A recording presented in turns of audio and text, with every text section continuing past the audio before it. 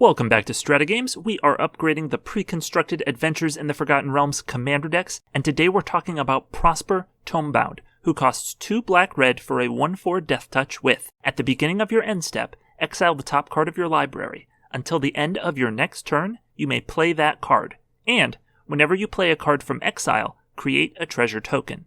This guy is super cool. An Exile Matters commander is relatively unique.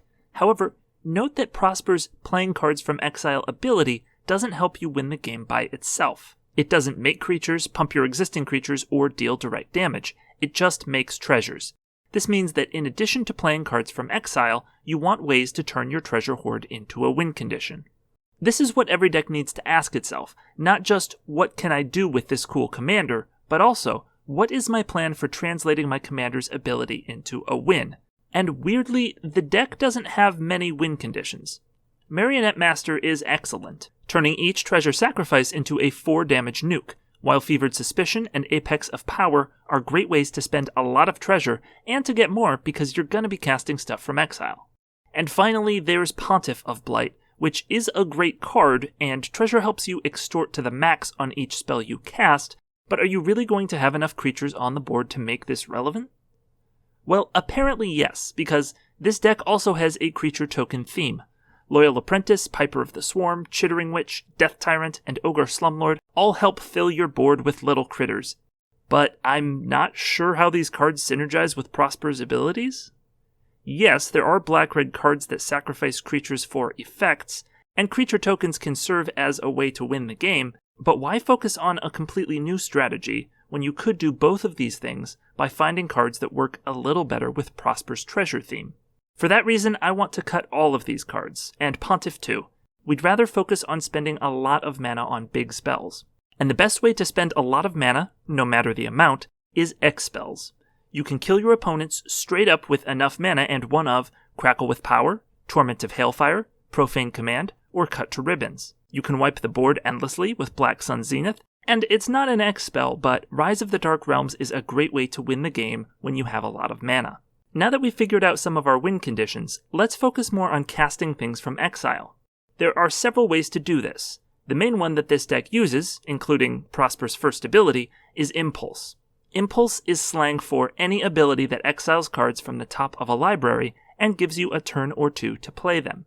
Some Impulse effects only let you cast spells, and some let you play cards, which includes lands.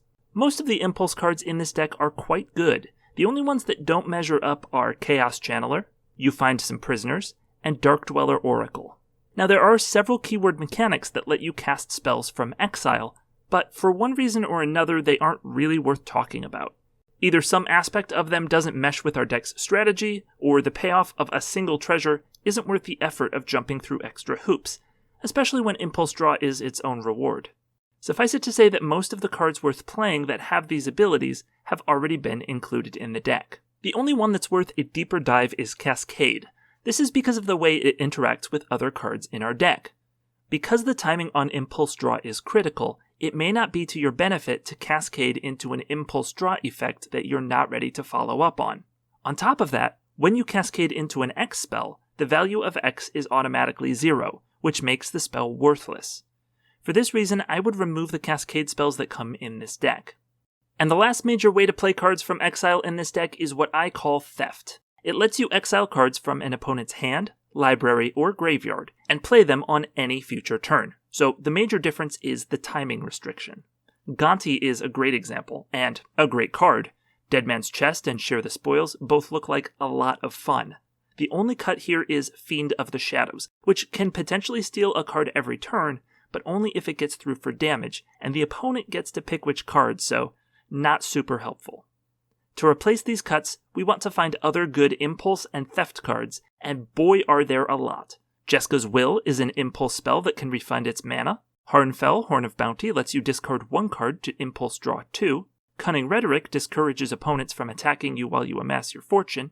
Outpost Siege, Stolen Strategy, and Lelia each impulse every turn, with the last serving as a secondary exile payoff. And finally, Tibalt, Cosmic Imposter, lets you exile spells from your opponent's decks, or a creature or artifact from the board, every single turn.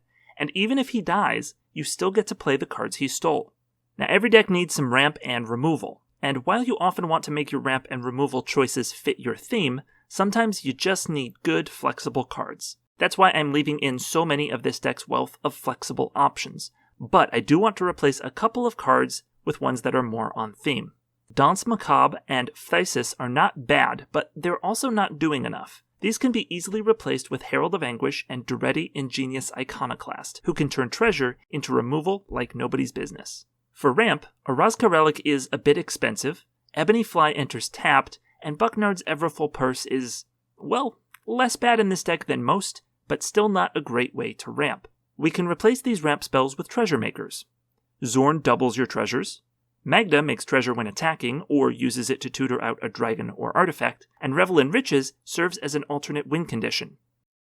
Lastly, there are several cards in this deck that don't really contribute to the main strategy, and, as you can imagine, we're cutting most of them. The only one here that's worth keeping is Disrupt Decorum, because this is the sort of card that's good in any deck that can play it. For that reason, I would usually cut it to play something more unique and on theme, but it's really a matter of preference, and because this deck doesn't have a ton of creatures, it appreciates not having to worry about blocking for a turn cycle. We're replacing all this dead weight with a bunch of smaller treasure payoffs.